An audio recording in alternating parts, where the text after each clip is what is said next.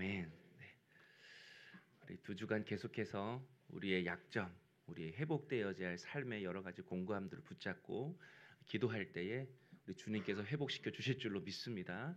믿음 가지고 우리 기도할 수 있는 우리 성도님 될 수 있기를 소망합니다. 나를 쓰시는 주님이라는 제목으로 이 새벽에도 하나님 말씀 함께 받겠습니다. 창세기를 보면 우리가 잘 아는 신앙의 인물들이 나옵니다. 이름만 대도 잘 아는 사람들이죠. 노아, 아브라함, 이삭, 야곱, 요셉. 그런데 여러분, 이 사람들 중에 창세기에서 이름이 가장 많이 언급된 사람이 누구인지 아십니까? 저는 아브라함인 줄 알았어요. 또 요셉, 이 두 사람인 줄 알았더니 야곱이 제일 많이 나옵니다. 370번 이상 아브라함보다 요셉보다 더 훨씬 많이 나옵니다. 그러니까 창세기의 관심은 누구에게 있는가? 우리의 생각과는 달리 야곱에게 있음을 알 수가 있습니다. 그렇다면 하나님은 왜 모세가 모세 오경을 기록할 때에 왜 모세로 하여금 이렇게 야곱을 가장 많이 언급하게 하셨을까요? 여러 가지가 이유가 있겠지만 가장 분명한 것은 야곱의 삶과 우리의 삶이 너무 비슷하다라는 거예요. 야곱의 속성과 우리의 속성이 제일 비슷하다라는 거예요. 바로 우리가 야곱이 우리처럼 광야의 삶을 산다라는 것입니다. 10절에 보니까 야곱이 지금 자신의 고향인 브엘세바를 떠나서 하란으로 향한다고 이야기를 하고 있습니다. 그 하란에는 삼촌 라반이 살고 있습니다. 이유가 무엇이죠? 야곱이 형 에서의 장자권과 축복권을 속여서 가로챘습니다. 또 그것을 얻기 위해서 아버지까지 속였습니다. 그래서 형의 미움을 사서 형에게 죽임을 당할까 봐 두려워서 지금 삼촌 라반이 살고 있는 하란으로 향하고 있습니다. 그런데 이 브엘사바에서 하란까지 거리가 1000km 정도 됩니다. 하루에 30km씩 걷는다 할지라도 한 달을 넘게 걸어야만이 도착할 수 있는 그 먼 거리를 지금 걷고 있는 것입니다. 그러니까 지금 야곱은 어떤 길을 걷고 있는 것이죠? 광야길을 걷고 있는 것입니다. 여러분, 광야가 어떤 곳입니까? 광야는 아무것도 아무 사람도 없는 것입니다. 이 광야는 자신이 어떤 어려움과 어떤 계획이 있을 때마다 자기 뒤에서 척척 도움을 주는 엄마 리브가가 없는 곳입니다. 도움을 줄 수 있는 어떤 사람도 어떤 것도 없는 곳이 광야입니다. 그래서 이 광야는 굉장히 외로운 곳입니다. 게다가 11절을 보면 해가 진지라 이렇게 말씀합니다. 야곱이 광야인데 밤을 맞이했다라는 것입니다. 광야인데 밤까지 맞이했다라는 거예요. 광야의 밤은 춥습니다. 무엇보다 광야의 밤은 무섭습니다. 오늘 말씀해 보니까요, 이 야곱이 베개가 없어서 돌을 베개 삼고 잤다. 돌베개로 잠을 잤다 이렇게 나옵니다. 베개가 없어서 돌을 베개 삼았다. 단지 이런 의미는 아닐 것 같아요. 그 자료를 찾아보면 광야는 밤이 되면 들짐승이 자주 나타나고 또 강도도 있다고 합니다. 그래서 유대 사람들, 중동 사람들이 광야에서 잠을 잘 때는 항상 돌을 베개로 삼고 잠을 잔대요. 그러니까 호신용으로 돌을 베개 삼고 잔다라는 거예요. 돌을 가까이 있다가 들짐승이 공격해 오거나 강도가 공격해 오면 베고 있던 그 돌로 자신을 보호한다라는 것이죠. 지금 얼마나 힘들겠어요. 마음도 힘들죠. 하루 종일 걸었으니 몸도 피곤하죠. 근데 지금 잠도 제대로 못 자는 거예요. 무서워서. 쉼이 없는 것이죠. 광야가 이런 곳입니다. 아무도 도울 사람이 없는 곳, 외로운 곳, 그리고 춥고 배고프고 무섭고 쉼이 없는 곳. 지금 야곱이 그런 광야를 맞이하고 있는 것입니다. 광야도 모자라서 광야의 밤인 것이죠. 바로 우리의 삶도 광야의 밤을 지날 때가 많이 있다라는 것입니다. 그런데 여러분, 야곱이 이렇게 광야의 밤에서 돌베개를 베고 잠을 잤을 때 한 가지 꿈을 꾸게 됩니다. 꿈에서 사닥다리 하나를 보는데 그 사닥다리가 하늘과 땅을 연결하는 사닥다리였습니다. 그런데 그 사닥다리를 또 자세히 보니까 하나님의 사자들이 오르락 내리락 하는 것을 보았습니다. 여러분 이게 무슨 뜻일까요? 꿈에 본즉 사닥다리가 있고 그 사닥다리에서 천사들이 오르락 내리락.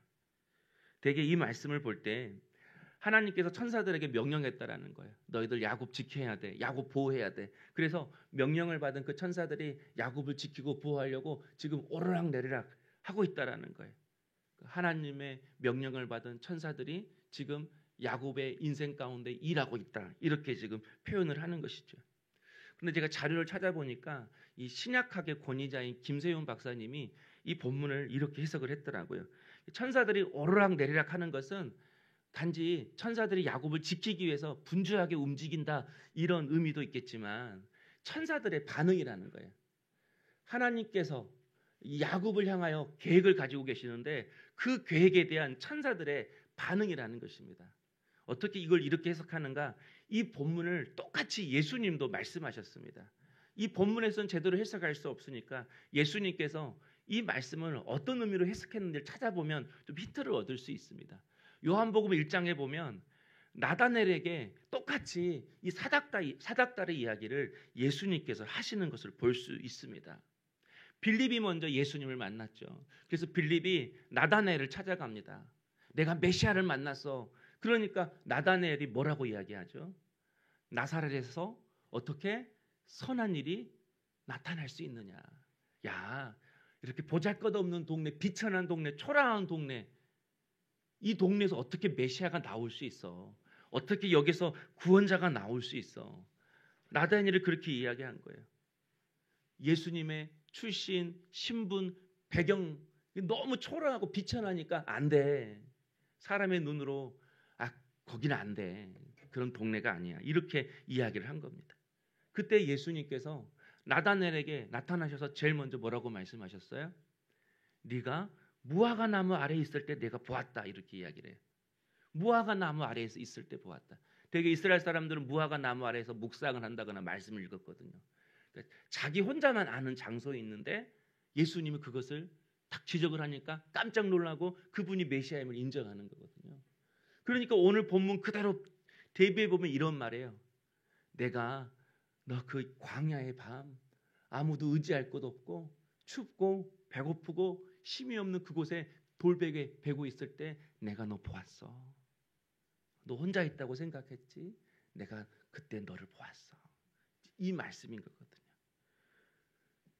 그 나다니엘에게 예수님이 이렇게 똑같이 이야기하세요.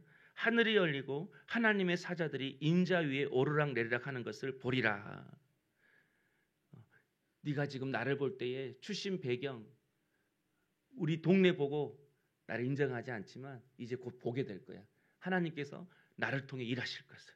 하나님께서 나를 메시아로 세우셔서 이 땅 가운데 하나님의 놀라운 일들을 이루실 것을 네가 곧 경험하게 될 거야.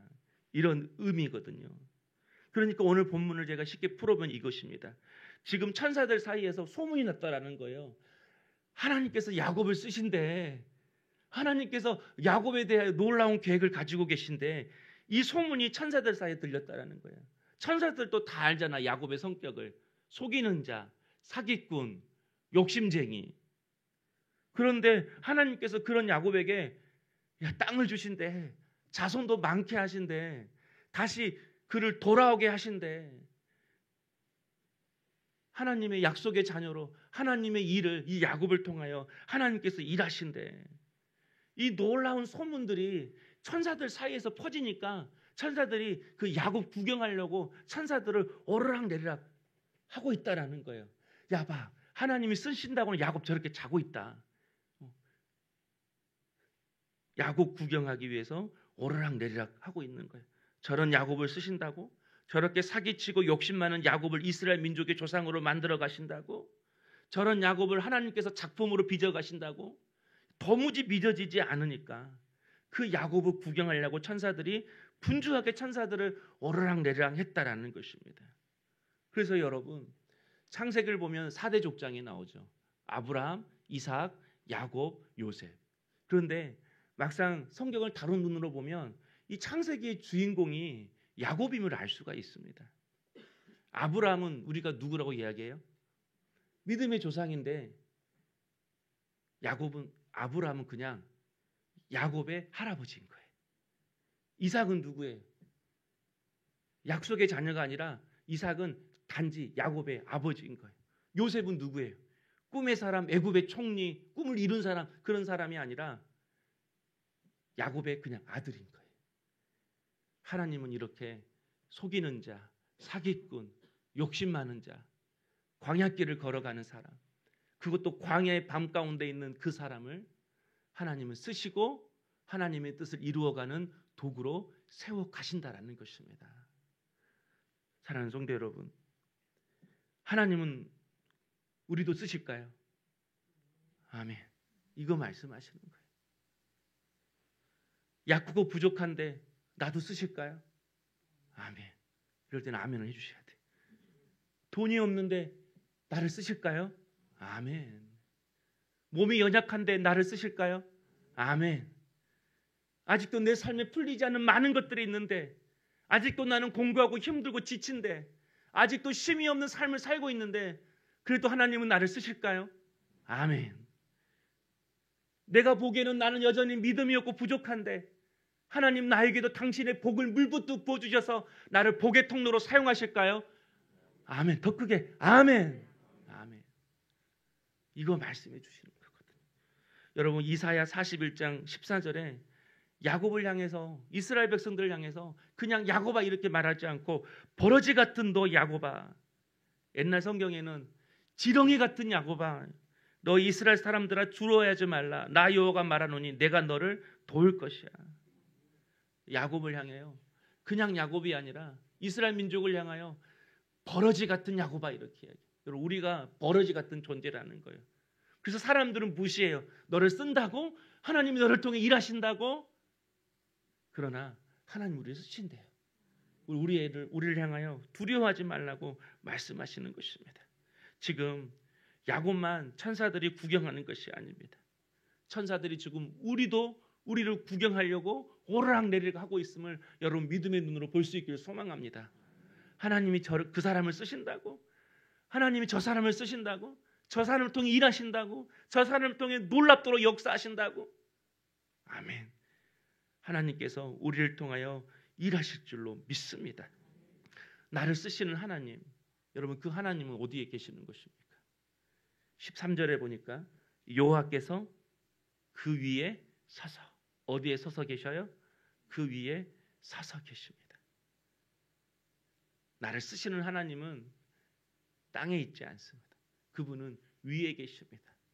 그냥 위에 계신 것이 아니라 서 계십니다. 서 있다라는 것은 지금 나를 통하여 일하신다라는 것입니다. 지금 야곱은 누워 있습니다. 잠자고 있습니다. 왜 야곱이 잠자고 누워 있을 때 하나님은 그때 꿈을 통하여서 말씀하시는 것일까요? 눈 뜨고 있을 때는 도저히 말씀하실 수가 없었습니다. 낮에는, 눈 뜨고 있을 때는 도저히 하나님이 찾아와서 야곱을 만날 수가 없었습니다. 야곱이 분주했거든요. 내가 어떻게 이 광야길을 헤쳐나가지? 내가 어떻게 이 광야길을 다시 돌아올 수 있지? 내 인생은 어떻게 되지? 자신의 인생을 향한 계획과 두려움과 염려 때문에 눈 뜨고 있을 때는 도저히 하나님이 그를 찾아올 수 없었습니다. 그가 눈을 감을 때, 그가 잠이 들 때 비로소 하나님이 찾아올 수 있었던 것입니다. 사랑하는 성도 여러분, 야곱이 잠을 잘 때 하나님이 찾아오셨다 이 말은 우리가 잠자는 중에도 하나님이 일하신다 그 의미가 아니라 내 삶을, 내 계획을 이제 온전히 내려놓을 때만이 주님이 나를 통하여 일하시고 역사하신다라는 것입니다. 우리가 땅을 바라봐야 할 이유는 오직 한 가지뿐입니다. 우리가 땅의 그 먼지 같은 존재임을 깨닫는 것, 그 이유밖에 없습니다. 돈이 세상이 나를 바꾸고 내 인생을 바꾸지 못한다. 땅을 바라봐야 하는 이유, 그것을 깨닫는 것밖에 없습니다. 이제 우리가 믿음의 눈을 열어 나를 쓰시는 하나님, 그분이 하늘 위에 계셔서 여전히 나를 바라보시고 일하시고 역사하심을 깨닫고 오늘 또 주님 나를 써달라고 기도할 수 있는 우리 성도님 될 수 있기를 주님의 이름으로 축복합니다. 우리 두 분 집사님도 하나님이 쓰실 것입니다. 부족하고 연약한 거 자신도 알고 우리 모두가 다 압니다.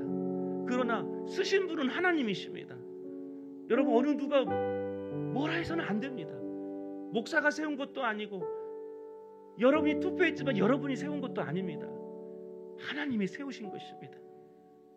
그분이 우리의 지고 헌신할 때 우리는 또한 주의 사명을 잘 감당할 수 있도록 두 분을 하나님 써달라고 우리가 기도하고 함께 사랑으로 세워갈 수 있는 우리 모든 성도님 될 수 있기를 원하고, 정말 하나님이 물붓듯 축복을 부어주셔서 사용하시는 그런 두 집사님 될 수 있기를 주의 이름으로 축복합니다. 우리 함께 말씀